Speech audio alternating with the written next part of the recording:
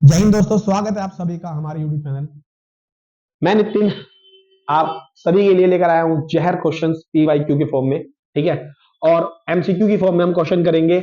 और आपने 11वीं क्लास के बच्चों ने जो भी अभी तक पढ़ा है उन सभी को रिवीजन के माध्यम से क्वेश्चन हो, और आपकी देखो इसमें रिवीजन भी हो जाएगी, क्वेश्चन भी हो जाएंगे, और जो एग्जाम में आने वाले क्वेश्चन हैं उनकी भी आप प्रैक्टिस कर लोगे। तो समय को वेस्ट ना करते हुए हम क्लास को समझते हैं, बाकी मुलाकात और धीरे धीरे बातचीत होती रहेगी। देखते हैं। देखो, मैं आपको अभी फर्स्ट चैप्टर के क्वेश्चंस एमसीक्यू और कुछ इम्पोर्टेंट क्वेश्चन कराने जा रहा हूं फर्स्ट चैप्टर के। जैसे देखते हैं हम यहाँ पे पहला चैप्टर, आप सभी को पता है हमारे उस चैप्टर का नाम क्या है, संविधान क्यों और कैसे। क्या है उस चैप्टर का नाम? संविधान क्यों और कैसे। इस चैप्टर में आप सभी ने पढ़ा होगा कि हमारा संविधान कैसे बना, हमारा संविधान क्या काम करता है, संविधान क्या होता है, किस लिए बनाया जाता है, वो सब पढ़ा होगा। उन्हीं चीजों को हम समझते हुए चलेंगे और एक एक करके एक एक क्वेश्चनों की हम खाली उधेड़ते हुए चलेंगे। तो चलते हैं, हम शुरू करते हैं। क्वेश्चन क्या कह रहा है, पहला देखिएगा आप। कह रहा है संविधान ये तय करता है कि, अब चार ऑप्शन दिए उसने, क्या बोल रहा है कि संविधान ये तय करता है कि निर्णय लेने की शक्ति किसके पास होगी। बिल्कुल ठीक है भाई, संविधान तय करता है कि पावर किसके पास होगी और कौन उस पावर का यूज करेगा। जैसे पुलिस है, पुलिस का काम क्या है भाई? लोगों को पकड़ना, मुजरिमों को पकड़ना, लोगों को नहीं मुजरिमों को पकड़ना, समझ गए। न्यायपालिका का काम क्या है? सजा देना, समझ गए, समझ गए। संसद का काम क्या है? कानून बनाना। तो ये सब चीज कौन बताता है? संविधान। कानून कौन बनाएगा? संसद बनाएगी। ये बात भी कौन बोलता है? संविधान। आपने पढ़ा होगा ना कि कानून कौन बनाता है? संसद। और संसद ही बनाएगा, ये बात भी कौन बोलता है? संविधान। सरकार कैसे बनेगी? ये बात भी संविधान बोलता है, समझ गए। इलेक्शन कैसे होगा? इसका आंसर क्या होगा? उपरोक्त सभी। क्या होगा इसका आंसर? उपरोक्त सभी। डी फॉर देव सेना। क्लियर। क्वेश्चन नंबर 2 देखो, कह रहा है संविधान द्वारा कानूनों की तय की गई सीमाओं का सरकार। क्या बोल रहा है? संविधान। आप सभी जानते हैं हमारा संविधान है, जहां संविधान एक तरफ हमें अधिकार देता है। क्या देता है संविधान? एक तरफ हमें अधिकार देता है, तो वहीं एक तरफ संविधान हमसे कर्तव्य भी लेता है। कर्तव्य मतलब होता है अधिकार वो जो हमें मिले हैं, कर्तव्य वो जो हमें निभाने हैं। ठीक। दूसरा, संविधान जहां एक तरफ सरकार की पावर को बताता है कि सरकार के पास ये पावर है, सरकार ये काम करेगी, तो वही संविधान ये भी बताता है कि सरकार के पास ये कंडीशन है कि सरकार ये नहीं कर सकती, सरकार ये सीमा का उल्लंघन नहीं कर सकती, सरकार को जो भी काम करना होगा वो इस दायरे में करना होगा। तो संविधान जहां आपको पावर दे रहा है, संविधान वहां आपको एक लिमिट भी बता रहा है कि आप ये कर सकते हो बट ये नहीं कर सकते। जैसे संविधान कहता है कि भाई न्याय करना काम किसका होगा? न्यायपालिका का। बट क्या न्यायपालिका कानून बना सकती है? तो संविधान ने कहा देखो आपका काम सिर्फ न्याय करना है, कानून आप नहीं बनाओगे। कानून कौन बनाएगी? संसद। तो जस्ट वैसे ही तो क्या कह रहा है, संविधान ये तय करता है कि तय की गई सीमाओं का सरकार, भाई क्या मैं या आप या भारत में रहने वाला कोई भी व्यक्ति संविधान की सीमाओं का, संविधान की धाराओं का, संविधान का कभी भी उल्लंघन नहीं कर सकता। चाहे मैं हूं चाहे आप हो, चाहे वो सरकार ही क्यों ना हो, चाहे वो राष्ट्रपति ही क्यों ना हो, उनका उल्लंघन नहीं कर सकता। हर एक व्यक्ति को संविधान को मानना होगा। यह हमारा आर्टिकल 14 कहता है। संविधान सबके लिए समान है और संविधान में जो कानून है वो भी सबके लिए एक समान है। ये कौन बोलता है? आर्टिकल 14 हमने पढ़ा भी होगा। तो क्या कह रहा है, कानून द्वारा तय की गई सीमाओं का सरकार उल्लंघन कर सकती है क्या? भाई सरकार भी उल्लंघन नहीं कर सकती। उल्लंघन नहीं कर सकती, बिल्कुल ठीक है। सरकार कभी भी संविधान का उल्लंघन नहीं कर सकती। सरकार को भी संविधान के दायरे में रहकर क्या करना होगा? काम करना होगा। नेक्स्ट क्वेश्चन, संविधान शक्तियों, संविधान सरकार की शक्तियों को, अच्छा बताओ। जैसे आज आप कहते हो कि जो सरकार है, सरकार मतलब गवर्नमेंट, जो सरकार के पास जो शक्तियां हैं कि सरकार ये काम करेगी, ये काम नहीं करेगी, प्राइम मिनिस्टर के पास पावर है, मंत्री के पास पावर है, एमपी के पास पावर है, ये सारी शक्तियां सरकार को जो मिली हैं किसके माध्यम से मिली है? तो आप बोलोगे भैया ये सारी शक्तियां संविधान के माध्यम से मिली है। किसके माध्यम से? संविधान। मतलब द सोर्स ऑफ पावर संविधान है इन सभी का। ठीक, कॉन्स्टिट्यूशन। तो हमने कहा संविधान सरकार की शक्तियों को सीमित करता है, सीमित नहीं करता। उपरोक्त दोनों, उपरोक्त में से कोई नहीं। अच्छा भी देखो, मैंने भी लास्ट आपको क्या बताया, बताया ना कि संविधान द्वारा कानूनों की सीमाओं को करता है कि पावर क्या है और उन पावर की सीमा क्या है। तो आप क्या बोलोगे कि संविधान ये तय करता है कि सरकार की शक्तियों को सीमित नहीं करता, सीमित करता है। उपरोक्त दोनों। तो आप बोलोगे उपरोक्त दोनों। क्यों? क्योंकि वो पावर दे भी रहा है तो वो बता भी रहा है कि ये आपकी लिमिटेशन है कि आप ये कर सकते हो बट ये नहीं कर सकते। मतलब संविधान सरकार की शक्तियों को सीमित भी करता है और सीमित नहीं भी करता। नहीं समझे? क्लियर है? मतलब कहने का मतलब यह है कि सरकार एक लिमिट में रहे और वो उसको पार भी ना करे और सरकार अपना कार्य भी कर सके। ये दोनों करता है कौन? संविधान। समझ गए? अब नेक्स्ट देखो आप, कह रहे नस्ली भेदभाव के पुराने इतिहास का उदाहरण है। आप सभी जानते हो नस्ली भेदभाव यानी कि रंग भेदभाव। कौन सा भेदभाव? रंग भेदभाव। कहां होता था? साउथ अफ्रीका में। कहां होता था? साउथ अफ्रीका में। आप सभी को पता पढ़ा होगा आप सभी ने कि साउथ अफ्रीका में क्या होता था? नस्ली भेदभाव। क्या होता था? नस्ली। और साउथ अफ्रीका की आजादी में योगदान किसका था? जैसे महात्मा गांधी का भारत में था, साउथ अफ्रीका में किसका था? नेल्सन मंडेला का। किसका था भैया? Nelson Mandela. आप सही बताना मुझे, नेल्सन मंडेला की आत्मकथा का नाम, नेल्सन मंडेला की आत्मकथा का नाम क्या था? उसकी आत्मकथा का नाम था लॉन्ग वॉक टू फ्रीडम। क्या नाम था उनकी आत्मकथा का? Long walk to freedom. तो लॉन्ग वॉक टू फ्रीडम किसकी आत्मकथा है? नेल्सन मंडेला की। क्लियर है? किसी का था ये? Nelson Mandela. तो साउथ अफ्रीका, कहां पर आएगा answer? South Africa. Next question देखते हैं हम सभी। क्वेश्चन नंबर 5 क्या कह रहा है? निम्न में से कौन सा सरकार को ऐसी शक्तियां देता है जिससे वह समाज की सामूहिक भलाई के लिए काम कर सके? क्या बोला? निम्नलिखित में से कौन सी चीज ऐसी है जो कहता है कि सरकार, बात समझ गए? समझ गए, समाज की भलाई के लिए कार्य करता है। तो सरकार को काम करने की बात कौन कहता है? सरकार को पावर कौन देता है? सरकार को शक्तियां कौन देता है? तो आप बोलोगे भैया अभी आपने पढ़ाया हमें कि वो जो सरकार को शक्तियां दे रहा है वो कौन है? संविधान। और संविधान क्या बोल रहा है? कि मैं आपको पावर देता हूं, मैं आपको शक्तियां देता हूं। क्यों? ताकि आप जनता के लिए, किसके लिए? जनता के लिए क्या कर सको? काम। तो आप जनता के लिए क्या कर सको? कार्य कर सको। जनता की भलाई के लिए क्या कर सको? कार्य, ना कि अपनी भलाई के लिए। समझ आया? तो ये बात कौन कहता है?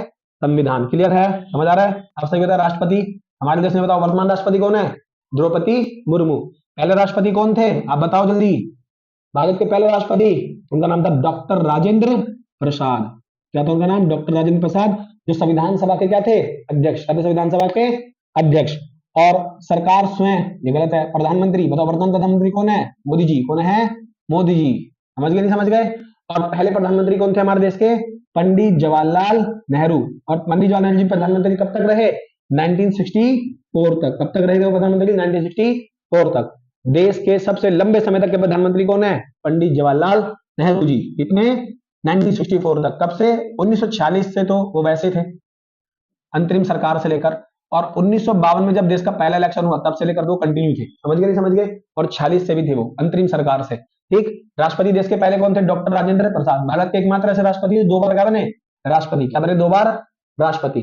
बल्कि सारे इसके इनके पास सारे राष्ट्रपति क्या बने? एक एक बार बने, और ये दो बार राष्ट्रपति बने। कौन?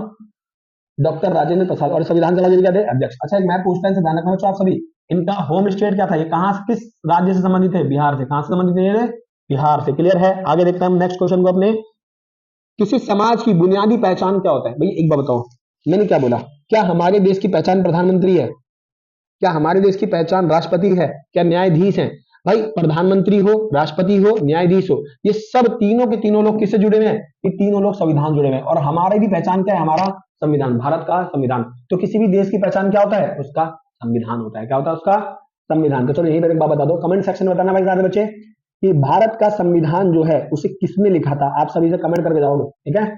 देखो ध्यान रखना इस बात को, भारत के संविधान को दो लोगों ने लिखा है। अब बोलोगे भैया दो लोग, देखो मैं आपको बताता हूँ, भारत का संविधान जब शुरू में लिखा गया, मतलब फर्स्ट जो ओरिजिनल लिखा गया, वो लिखा गया था इंग्लिश में। समझ गए? इटालियन भाषा में, इटालियन इंग्लिश में राइटिंग में लिखा गया था। उसको लिखने वाले कौन थे? प्रेम बिहारी राय जादा। कौन थे? प्रेम बिहारी नारायण राय जादा। उन्होंने इंग्लिश में लिखा था संविधान को। ठीक। अब आप मुझे बताओगे हिंदी में संविधान को लिखने वाले कौन थे? कमेंट में कर देना इस क्वेश्चन, जो भी बच्चे को आंसर आता है उसको जरूर 5 लाख का नाम मिलेगा। क्लियर है? और वो इनाम उसको फोन पे कर दिया जाएगा हमारी टीम के द्वारा, जो कि है ही नहीं है ना, लेकिन बहुत जल्दी बन जाएगी, चिंता ना करें आप सभी।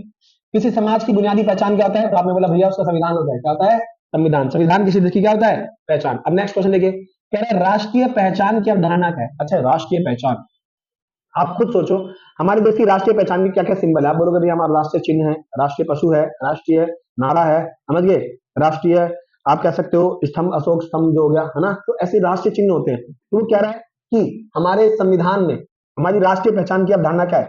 सभी संविधानों में एक जैसी होती है, सभी संविधानों में अलग अलग ढंग की होती है, अलग अलग संविधानों में एक जैसी होती है, अलग अलग संविधानों में अलग अलग ढंग से होती है। बिल्कुल ठीक है, हर देश के संविधान में अलग अलग ढंग से क्या होती है? उनकी पहचान होती है। जैसे किसी देश का संविधान लिखित है, किसी का लिखित है, किसी का संविधान जो है आप देखोगे तानाशाही वाला है, किसी का जैसे रशिया का संविधान देख लो, अमेरिका चाइना का संविधान देख लो, समझ आ रहा है कि नहीं आ रहा? और किसी देश का संविधान आप देखोगे बहुत लोकतांत्रिक है, किसी देश का संविधान जैसे आप रशिया है वहां लोग संविधान है बट लोकतंत्र नहीं है, वो लोकतंत्र देश। चाइना देख लो, वहां लोकतंत्र की हत्या कर रखी है हम लोगों ने। ठीक, तो आई थिंक आप समझ गए होंगे। विश्व का सर्वाधिक सफल संविधान किसका है? सफल संविधान से मतलब क्या है? देखो बेसिकली एक बात समझो, मान लीजिए एक देश है ए और एक देश है बी, दोनों देशों ने 1950 में क्या बनाया? संविधान। इसने भी 1950 के अंदर बनाया, इसने भी। अगले 50 साल बाद यानी कि सन 2000 में ए देश का संविधान खत्म कर दिया और यहां पर एक सरकार आई, उसने दोबारा संविधान बनाया 2000 में, और फिर वो 2000 के बाद संविधान 2010 में दोबारा बनाया गया, और फिर वो संविधान 2024 में दोबारा बना। और अब ये जो संविधान बना है, अब इसकी कोई गारंटी नहीं है कब तक चलेगा और कभी से चेंज करना पड़ जाए। अब एक देश है बी, उसका संविधान 1950 में बना और वो लागू हुआ, और तब से लेकर आज तक वो संविधान ठीक से काम कर रहा है, उसे एक बार भी चेंज नहीं किया गया। हाँ, उसमें संशोधन होते रहे बट संविधान कभी नहीं बदला गया। ठीक, तो किस देश का संविधान सफल है आप मुझे बता दो खुद, समझ गए? आप कमेंट कर देना कि भैया बी देश का संविधान क्या है, सफल है। क्या बी देश का संविधान सफल है? आई थिंक आप सफल वाला मतलब समझ गए ना, कि बी देश का संविधान सब सफल है, जो संविधान लागू होने के बाद से लेकर अब तक वर्क कर रहा है। तो भारत का संविधान देखो 1949 में हमारा संविधान बना, ठीक, और कब तक, कब लागू हुआ? 1950 में, और तब से लेकर आज तक क्या हमारा संविधान नहीं चल रहा? बिल्कुल। अब बोलोगे भैया हाँ हमारा संविधान जब से लागू हुआ तब से लेकर आज तक चल रहा है, और उसमें कोई संशोधन मतलब कोई इसमें बाद में हमें बदलना नहीं पड़ा, संविधान को हटाना नहीं पड़ा। हाँ, इसमें हम संशोधन करते रहते हैं। संशोधन का मतलब होता है संविधान को वर्तमान परिस्थितियों में जीवंत बना देना। क्या बना देना? जीवंत। आगे हम समझते रहेंगे, अभी बस मैं आपको इंट्रो दे रहा हूँ।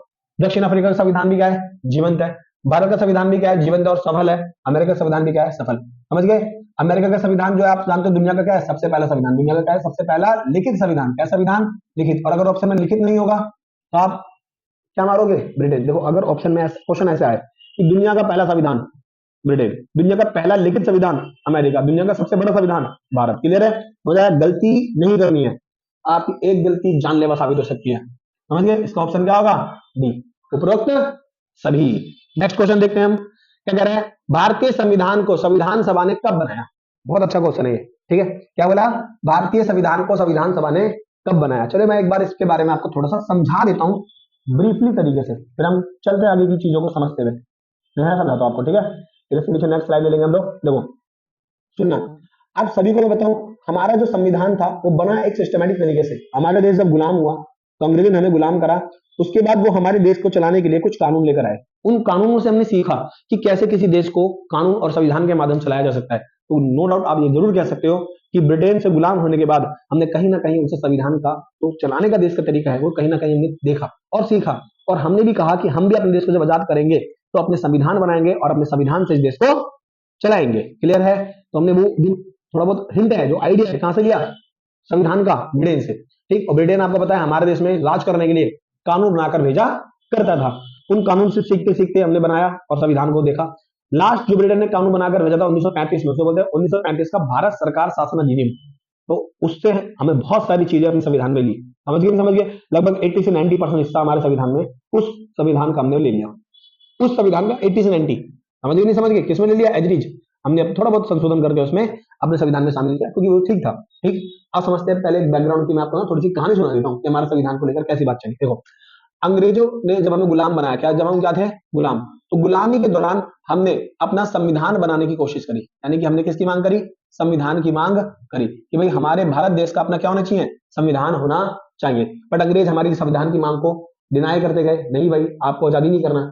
तो फाइनली एक टाइम आएगा जब अंग्रेज हमें आजादी के लिए राजी हो जाएंगे और वो कहेंगे कि जब आप आजाद हो जाओगे तो अपने देश को चलाओगे कैसे? तो हम कहेंगे संविधान के माध्यम चलाएंगे। तो कहते संविधान के माध्यम से चलाने के लिए आपके पास संविधान भी तो होना चाहिए। तो हम अपने देश में संविधान बनाने के लिए एक संविधान सभा का गठन करेंगे, और ये जो संविधान सभा होगी इसका काम क्या होगा? भारत के लिए संविधान को बनाना। तो संविधान सभा का काम क्या था? भारत के लिए संविधान को बनाना। तो ये जो संविधान की मांग करी हमने, तो अगर आपसे क्वेश्चन पूछे ना कि सबसे पहले संविधान की लिखित संविधान की मांग करने वाला कौन था, तो आप बोलना भैया M.N. रॉय नाम था बंदे का। क्या नाम था? M.N. रॉय, मनवेंद्र नाथ रॉय। इन्होंने संविधान की मांग करी। संविधान की जब मांग हुई तो हमने पहली बार हमारे देश में संविधान बनाने का प्रयास किया था 1928 में मोतीलाल नेहरू ने। किसने प्रयास किया था? मोतीलाल नेहरू ने। मोतीलाल नेहरू ने संविधान बनाने का प्रयास किया था, बट अंग्रेजों ने इसको मना कर दिया था क्योंकि एक शर्त थी कि इस संविधान को हर कोई मतलब हर भारत चार पार्टी एग्री करेगी, बट मुस्लिम लीग ने मना कर दिया था। तो मोतीलाल नेहरू ने प्रयास किया था, हमें यहाँ सफलता नहीं मिली। फाइनली आप सभी जानते हो 1942 में हमने एक आंदोलन चलाया, उसका नाम था भारत छोड़ो आंदोलन। कौन सा आंदोलन था? भारत छोड़ो आंदोलन। भारत छोड़ो आंदोलन चलाने के बाद अंग्रेज जो थे उनको समझ आ गया कि अब भारत पे राज करना बहुत मुश्किल है और हमें भारतीयों को आजादी देनी पड़ेगी। ठीक, और 1945 में जब आप सभी जानते हो इस दौरान द्वितीय विश्व युद्ध चल रहा था। जब द्वितीय विश्व युद्ध चल रहा था तो द्वितीय विश्व युद्ध में अंग्रेजों को हमारी सेना की बहुत ज्यादा क्या थी? आवश्यकता। द्वितीय विश्व युद्ध में क्या था? अंग्रेजों को हमारी सेना की क्या थी? आवश्यकता थी। और इस आवश्यकता के चलते अंग्रेजों ने कहा कि आप हमारा इस युद्ध में साथ दीजिए, बाद में हम आपके देश की आजादी का प्रयास करेंगे और उसने हमारी सेना का साथ प्राप्त करने क्रिप्स प्रस्ताव भेजा था। तो क्वेश्चन पूछता है क्रिप्स मिशन या क्रिप्स प्रस्ताव कब आया था? 1942 में। यही लिख लेना आप साइड में, ये सब क्वेश्चन पूछता है छोटे छोटे, बट आपने पढ़े नहीं। तो क्रिप्स प्रस्ताव या क्रिप्स मिशन कब आया था? 1942 में। कब आया था? 1942। और आप सभी को पता है सेकंड वर्ल्ड वॉर जब खत्म हुआ, तो सेकंड वर्ल्ड वॉर कब खत्म हुआ? सेकंड वर्ल्ड वॉर खत्म हुआ था 1945 में। और जैसे ही 1945 में सेकंड वर्ल्ड वॉर खत्म हुआ, तो ब्रिटेन इस वर्ल्ड वॉर को जीत गया। कौन जीत गया? ब्रिटेन इस वर्ल्ड वॉर को जीत जाता है। और ब्रिटेन जब इस वर्ल्ड वॉर को जीतता है, तो ब्रिटेन इस वर्ल्ड वॉर को जीतने के बाद, कौन? ब्रिटेन। किसको? इस वर्ल्ड वॉर को जीतने के बाद ब्रिटेन के वहां पर इलेक्शन होते हैं। इसी साल ब्रिटेन में क्या होता है? इलेक्शन होता है वॉर को जीतने के बाद। जब ब्रिटेन में इलेक्शन होता है, तो उन दिनों वहां पर एक पार्टी थी, उसका नाम था लेबर पार्टी। ब्रिटेन के अंदर कौन सी पार्टी चुनाव को लड़ रही थी? Labour party. ये चुनाव लड़ती है और लेबर पार्टी कहती है कि यदि मैं चुनाव जीत जाऊंगी तो मैं भारत की आजादी के लिए प्रयास करूंगी और भारत को आजादी दे दी जाएगी। तो लेबर पार्टी किसके पक्ष में थी? आजादी के पक्ष में। कब? 1945 के इलेक्शन में उन्होंने कहा था। तो लेबर पार्टी जीत भी जाती है, और जैसे ही लेबर पार्टी जीतती है, उसके प्रधानमंत्री बनते हैं क्लाइमेट एटली। कौन बनते हैं लेबर पार्टी के प्रधानमंत्री? क्लाइमेट एटली। ये कहां हो रहा है? क्लाइमेट एटली। जो क्लाइमेट एटली थे, ये प्रधानमंत्री बनते हैं किसके? लेबर पार्टी के, ब्रिटेन के अंदर। और ये भारत की आजादी के क्या होते हैं? पक्ष में होते हैं। और जब ये भारत की आजादी के पक्ष में होते हैं, तो ये अपनी 3 कैबिनेट रैंक के मेंबरों को भेजते हैं, और इन्हीं के द्वारा 1946 में भारत की आजादी से पहले संविधान बनाने के लिए एक मिशन भेजा जाता है। उसका नाम होता है कैबिनेट मिशन 1946 में। तो कैबिनेट मिशन कब आया था? 1946 में। क्यों आया था? ताकि वो भारत के लिए एक संविधान सभा बना दे जो भारत की संविधान को बनाएगी। तो कैबिनेट मिशन का काम क्या था? संविधान सभा का गठन करना। तो कैबिनेट मिशन किस लिए आया था भारत में? संविधान सभा को बनाने के लिए। तो बताओ, भारत का संविधान किसने बनाया? संविधान सभा ने। भीमराव अम्बेडकर मत मार देना, नो डाउट उनका बहुत योगदान था उसके अंदर, जिसको हम डिनाई नहीं कर सकते। बट भारत का संविधान हर 299 लोगों ने मिलकर बनाया था, और जो हमारे भारत का संविधान है वो बनाया था संविधान सभा ने। और संविधान सभा को बनाने वाली कौन थी? Cabinet mission. कौन था? Cabinet mission. और कैबिनेट मिशन को भेजने वाला कौन था? क्लाइमेट एटली। क्लाइमेट एटली कहां का प्रधानमंत्री था? ब्रिटेन का। किस पार्टी का था? लेबर पार्टी का। अब हम चलते हैं संविधान सभा को समझते हैं। देखिए, जो संविधान सभा है, जो क्या है हमारे पास? संविधान सभा। देखिए, जो हमने क्या बोला आपसे कि जो हमारी क्या है? संविधान सभा है। अब हम संविधान सभा के स्ट्रक्चर को समझ लेते हैं। संविधान सभा के स्ट्रक्चर को। संविधान सभा जिसके अंदर कुल कितने मेंबर थे? 389। कितने मेंबर थे? 389। तो आप सभी को पता होगा कि जो हमारी संविधान सभा है उसमें 3 प्रकार के मेंबर थे। कितने प्रकार के मेंबर? 3 प्रकार के। जैसे हमारी, मैं थोड़ा सा इसको इधर करता हूं।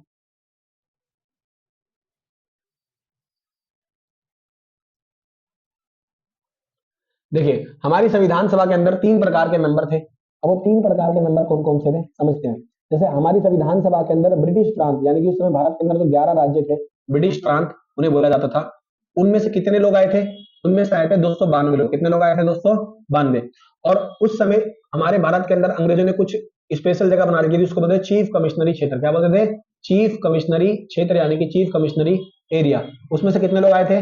4। और उस समय भारत गुलाम था, वहां से कितने रजवाड़ों से भेजे गए थे? रजवाड़े यानी कि प्रिंसली स्टेट, वहां से भेजे गए थे 93। और तीनों को मिलाकर कितने हो गए थे? 389। क्लियर है मेरी बात? समझ आया?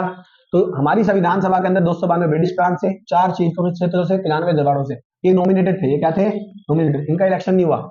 इनका और इनका क्या हुआ था? इलेक्शन, यानी कि चुनाव के माध्यम से आए थे, अप्रत्यक्ष तरीके से। क्लियर है मेरी बात? आप सभी को क्लियर हो रही होगी, समझ आ रही है ना? देखो, ब्रिटिश प्रांत से जो लोग आए थे 292, और 4 चीफ कमिश्नरी क्षेत्रों से, रजवाड़ों से भी आए थे, इन सबको मिलाकर हमारी क्या बनाई गई थी? संविधान सभा 389। इनका काम था संविधान को बनाना।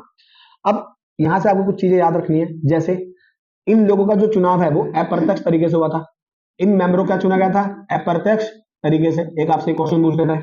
दूसरा आपसे एक क्वेश्चन पूछता है कि इनका जो चुनाव था वो विधानसभा के सदस्यों ने किया था। किसने किया था?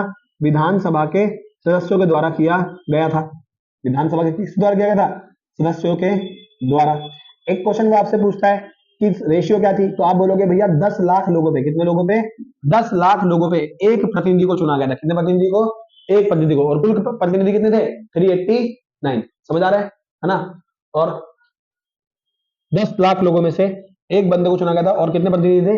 10 लाख पे एक व्यक्ति को। क्लियर है मेरी बात? समझ आ रही है? हमारी संविधान सभा के अंदर सबसे ज्यादा संख्या किसकी थी? लगभग 82% सदस्य किसके थे? कांग्रेस के। किसके थे? कांग्रेस। दूसरे नंबर में मुस्लिम लीग थी। कौन थी? मुस्लिम लीग, लेकिन अगर हम पढ़ेंगे कि जो मुस्लिम लीग थी उसने क्या कर दिया था, बहिष्कार कर दिया था। क्लियर है संविधान सभा का।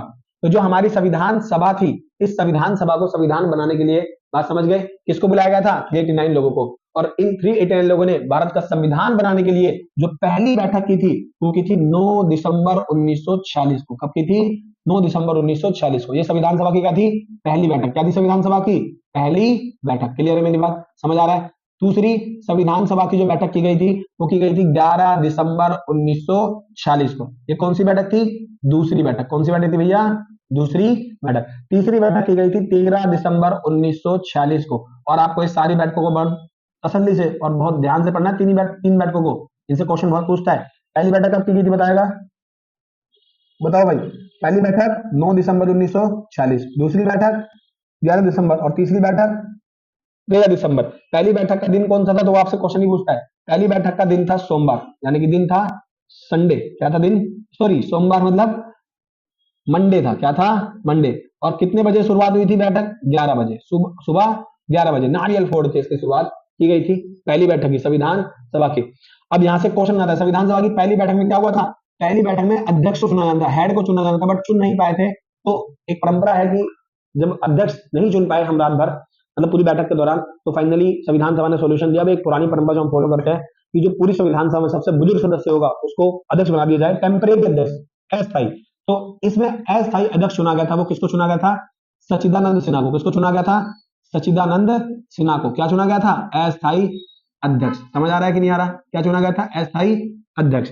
और दूसरी तारीख को जो अध्यक्ष थे वो चुन लिए गए थे, जिनका नाम था डॉक्टर राजेंद्र प्रसाद। पूरी संविधान सभा के अंदर इनको चुना गया था अध्यक्ष, और ये आगे चलकर संविधान सभा की अध्यक्षता करेंगे, और यही आगे चलकर देश के क्या बनेंगे, पहले राष्ट्रपति। क्या बनेंगे, देश के पहले और एकमात्र राष्ट्रपति जो 2 बार बने।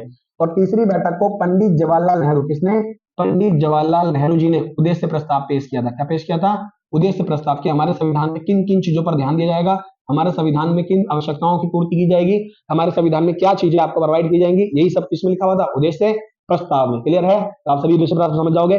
बाद में यही उद्देश्य प्रस्ताव जाकर हमारे देश की क्या बन जाएगा, प्रस्तावना बन जाएगा। क्या बन जाएगा, प्रस्तावना। तो ऐसी बैठक, पहली बैठक, दूसरी बैठक, तीसरी बैठक। तो ऐसे संविधान को बनाने के लिए कुल कितनी बैठकें की गई, तो आप ध्यान रखना, संविधान को बनाने के लिए कुल कितनी बैठक की गई थी, संविधान को बनाने के लिए कुल 165 बैठक की गई। कितनी बैठक की गई, 165। 66 में सत्तर की जगह पे कुल कितने सत्र हुए थे, संविधान को बनाने के लिए कुल 11 सत्र हुए। कितने सत्र हुए, 11। संविधान को बनाने में कुल कितना खर्चा आया, तो आप बोलेंगे संविधान को बनाने में कुल खर्चा आया 6 लाख रुपए। कितना आया था, 6 लाख। समझ आ रहा है, क्लियर है। तो संविधान को बनाने में कुल 6 लाख रुपए खर्चा आया था। क्वेश्चन पूछेगा संविधान को कितने पेन से बनाया गया था, कितने संविधान लिखने में कितने पेन लगे थे, 254 पेन। पेन कौन से थे, निब बॉल पेन। कौन से पेन थे, निब बॉल पेन। संविधान को लिखने वाले कौन थे, प्रेम बिहारी नारायण रईस ज्यादा। ये बात ध्यान रखना, ये संविधान को लिखने वाले थे, इन्होंने इंग्लिश में लिखा था संविधान को। ठीक है, क्लियर। तो ये सब चीजें आप ध्यान रखना। यहां से आपने पढ़ा होगा, यहां से कुछ एमसीक्यूज बना देगा वो आपको। मैं जस्ट नॉलेज के लिए आपको बता दे भी देता हूं। और मैंने कहा ना, आपके एग्जाम में आप देखोगे यही डायरेक्ट क्वेश्चन आएंगे। बाकी मैं आपको बताया ना कि हम चैप्टर भी रिवीजन करेंगे, क्वेश्चन भी खत्म करेंगे, और हम तरीके से एक एक चीजों को समझते हुए भी चलेंगे। बड़े बड़े क्वेश्चन भी कराऊंगा। अभी मैं एमसीक्यू के बाद आपको कुछ 4 और 6 नंबर क्वेश्चन भी कराया करूंगा। तो कुछ एमसीक्यू कर लेंगे, फिर 4 नंबर के, और फिर 6 नंबर के क्वेश्चन भी कर लेंगे। विद पॉइंट कराऊंगा, चिंता मत करना, बस आप जुड़े हो, साथ रहेंगे। ठीक है ना, तो चीजों को समझते हुए चलेंगे। कुल इतनी बैठकें हुई, और फाइनली इन बैठकों के बाद जो हमारा संविधान था, क्या था जो हमारा, अच्छा एक बात ध्यान रखना, संविधान सभा की पहली बैठक का और इसके बाद संविधान सभा का बहिष्कार किसने किया था, संविधान सभा का बहिष्कार करने वाली पार्टी कौन थी, मुस्लिम लीग। कौन सी पार्टी थी, मुस्लिम लीग। संविधान सभा का बहिष्कार करने वाली कौन सी पार्टी थी, मुस्लिम लीग। मुस्लिम लीग ने संविधान सभा का बहिष्कार क्यों किया, तो उसका कहना था मुझे पाकिस्तान दे दो और हम अपना संविधान अलग बनाएंगे। तो संविधान सभा की बैठकों में पार्टी नहीं आई, और आप सभी जानते हो अगले साल 15 अगस्त 1947 को भारत का बंटवारा हो गया और आजादी मिली। तो जो 389 मेंबर थे वो माइनस हो गए, और आजादी के बाद कितने मेंबर बचे हमारे पास, सिर्फ 299। तो भारत का संविधान किसने बनाया, इन 299 लोगों ने। क्लियर है, ना कि 389। 90 लोग चले गए थे। कहां चले गए थे 90 बताओ, कहां चले गए थे, पाकिस्तान। कहां चले गए थे, पाकिस्तान। ठीक, और यही पर एक बात, बहुत इंपॉर्टेंट बात आप ध्यान रखना, हमारा संविधान बनकर कब तैयार हो गया, थोड़ा सा इसको सरका दे हम लोग। हमारा संविधान बनकर कब तैयार हो गया था, तो मैं बता दूं आपको, हमारा संविधान 26 नवंबर 1949 को हमारा संविधान बनकर क्या हो गया, तैयार। लेकिन हमारे संविधान को 26 जनवरी 1950 में कब क्या किया गया, लागू। 2 महीने बाद क्या किया गया था, लागू। कितने महीने बाद, 2 मंथ्स बाद। बात समझ गए, नहीं समझ गए, संविधान को लागू किया गया। अब ये क्यों किया गया इसके बाद में बताऊंगा कभी। ठीक है, तो मैंने कहा ना, 1950 में संविधान लागू हुआ, संविधान 26 नवंबर, और टोटल संविधान को कितना समय लगा? 2 साल, यानी कि 2 साल 11 महीने और कितने दिन लगे? 18 दिन लगे हमारे संविधान को बनाने में। समझ गए नहीं समझ गए? क्लियर है? यहां से आपको चीजें बहुत सारी क्लियर होती रहेंगी। 2 साल 11 महीने 18 दिन हमारे संविधान को बनाने में लगे। ठोको। क्लियर? देखो अब यहां से तो जो आपका क्वेश्चन था, मैंने आपको समझाया था, यही क्वेश्चन कहां गया? हाँ, ये ना आपका क्वेश्चन, बिल्कुल तो यही क्वेश्चन था। क्या बोल रहा है? भारतीय संविधान को संविधान सभा ने कब बनाया? क्या बोल रहा है? बनाया। बनाया अलग चीज है, लागू करा अलग चीज है। तो कह रहा है कब बनाया? तो कह रहा है दिसंबर 1946 से नवंबर 1949 तक। नहीं भाई, गलत है, क्योंकि पहला महीना कौन सा था याद करो, मैंने पढ़ाया था अभी, देखो यही पढ़ाया ना पहला महीना। पहला महीना कौन सा था? तो मैंने कहा ना कि भैया ये संविधान जो हमारा बनना शुरू हुआ था, देखो 9 दिसंबर 1946 से 26 नवंबर 1949 तक। क्लियर है? समझ गए? देखो कह रहा है दिसंबर 1946 से नवंबर 1949, ठीक है ठीक है।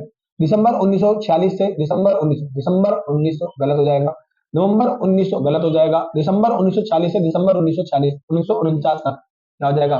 गलत। नवंबर में बन गया ना भाई, ठीक है। ऑप्शन नंबर क्या होगा? पहला। क्या होगा ऑप्शन नंबर?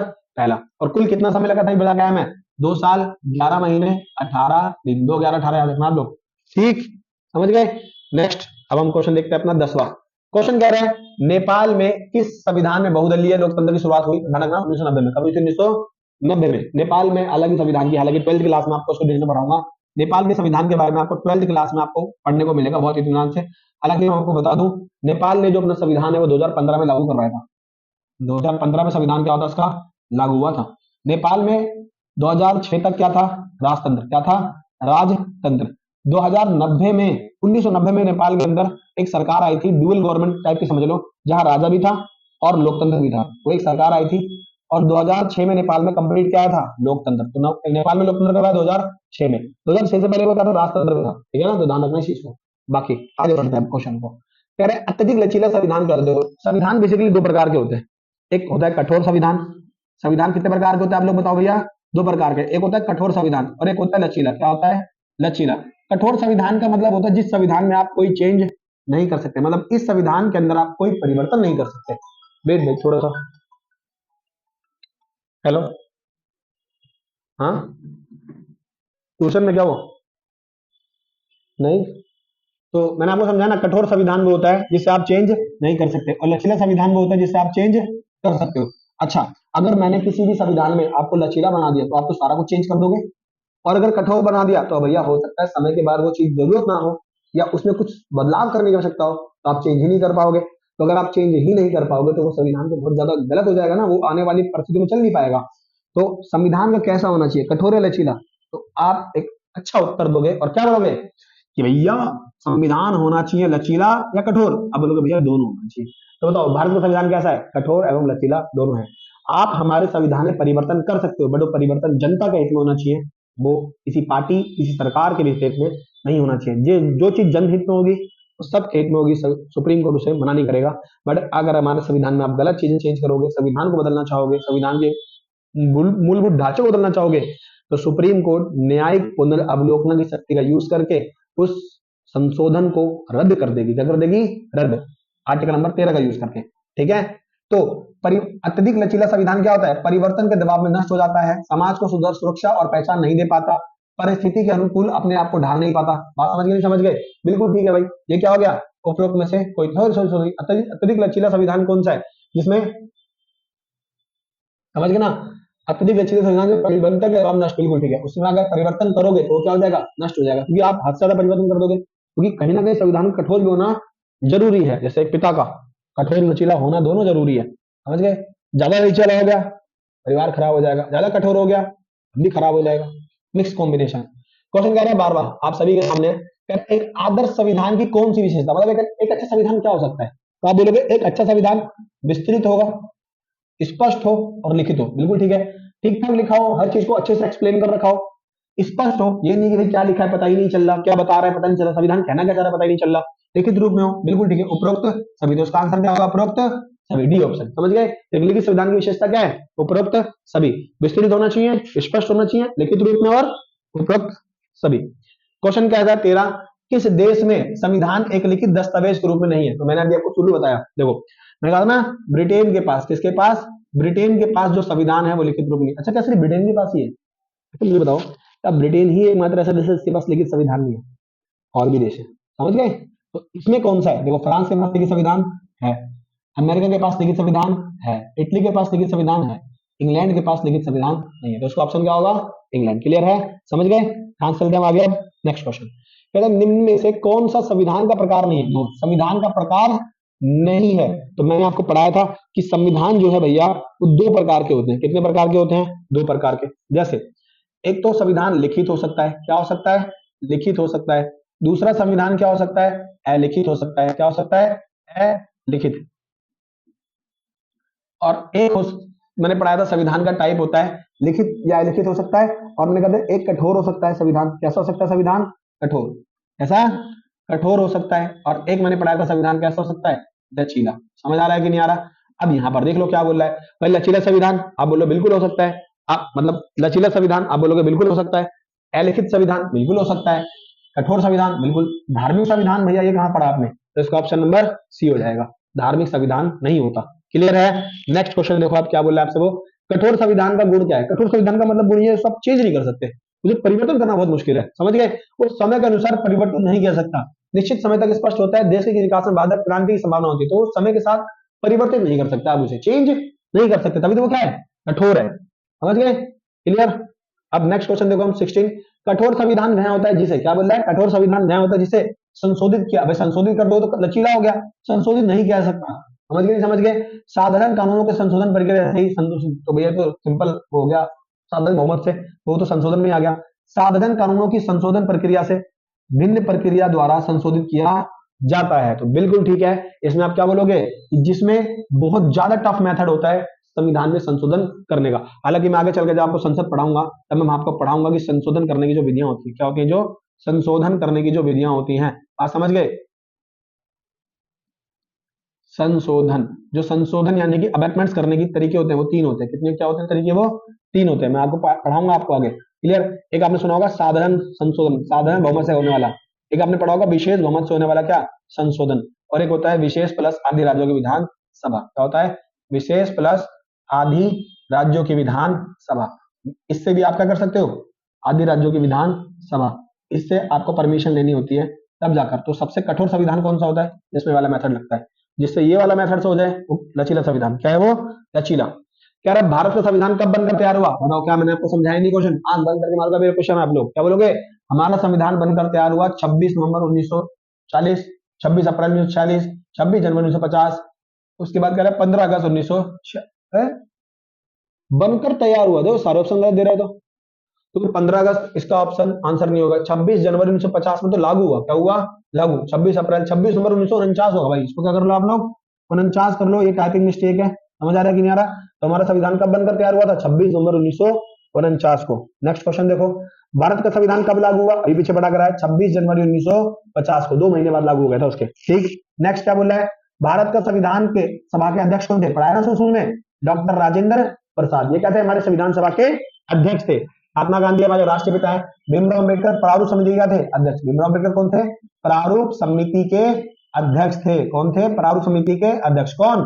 भीमराव अम्बेडकर। और बी एन राव क्या थे? संविधान के सलाहकार थे। क्या थे? संविधान के सलाहकार। तो संविधान के मुख्य सलाहकार कौन थे? B N Rao. महात्मा गांधी देश के राष्ट्रपिता। क्या है? देश के राष्ट्रपिता। इनकी जन्म बताओ भाई, कौन बच्चा है जो इनका जन्म बताएगा? कमेंट सेक्शन में महात्मा गांधी का जन्म बताओगे? क्या बताओगे? महात्मा गांधी का जन्म कब हुआ? कमेंट सेक्शन में आप लोग क्या करोगे? ये होमवर्क है आपका। बताओ, आपको अपने देश का राष्ट्रपिता का जन्म पता होना चाहिए कि महात्मा गांधी का जन्म कब हुआ। 2 अक्टूबर सबको बताता है, साल बताना, ठीक है ना? क्लियर है? नेक्स्ट क्वेश्चन क्या बोला? संविधान की प्रारूप समिति के अध्यक्ष कौन थे? अभी पीछे बताया, बताया नहीं बताया कि संविधान सभा की प्रारूप समिति के अध्यक्ष कौन थे? भीमराव अंबेडकर। और प्रारूप समिति में और कितने सदस्य थे? 7 सदस्य टोटल। भीमराव अंबेडकर एक और 6 और थे, तो टोटल कितने हो गए? 7। तो प्रारूप समिति कितने अध्यक्ष थे? सदस्य थे 7। कितने सदस्य थे? 7 सदस्य। क्लियर? समझ आया? तो संविधान सभा की प्रारूप बताओ, हमारी संविधान कैसा होगा, उसका कहाँ क्या चीज लिखी होगी, ये सब किसने तय किया था? प्रारूप समिति ने। और प्रारूप समिति के अध्यक्ष कौन थे? भीमराव अंबेडकर। पंडित जवाहरलाल नेहरू जी देश के पहले पीएम थे। देश के क्या थे? पहले पीएम। और सबसे लंबे समय तक के क्या बनने वाले हैं? पीएम बनने वाले। महात्मा गांधी पीछे समझाया। राजेंद्र प्रसाद संविधान सभा के क्या थे? अध्यक्ष थे। क्या थे? संविधान सभा के अध्यक्ष कब चुना गया था बताओ इनको? चुना गया था 11 दिसंबर 1946 को, महात्मा गांधी राष्ट्रपिता। होमवर्क ध्यान से। संविधान सभा की पहली बैठक कब हुई? अभी पीछे पढ़ा है ना, क्लियर? देखो अगर आप अच्छे से पढ़ोगे तो आपको सारी चीजें बहुत टिप्स में होगी। 9 दिसंबर 1946, दिन था मंगल सोमवार। दिन कौन सा था? सोमवार, यानी कि मंडे था। क्या था? मंडे। समझे नहीं समझे? Sunday Monday Monday Monday Monday, ठीक। तो 22वां क्वेश्चन, संविधान सभा का अंतिम अधिवेशन कब हुआ? अंतिम अधिवेशन मतलब संविधान सभा की लास्ट बैठक कब हुई? तो आप सभी को बता दूं, संविधान सभा की लास्ट बैठक 24 जनवरी 1950 को हुई। कब हुई? 24 जनवरी 1950 को। इस दिन संविधान फिर इसके बाद लागू हो जाएगा, ठीक है ना, क्लियर है?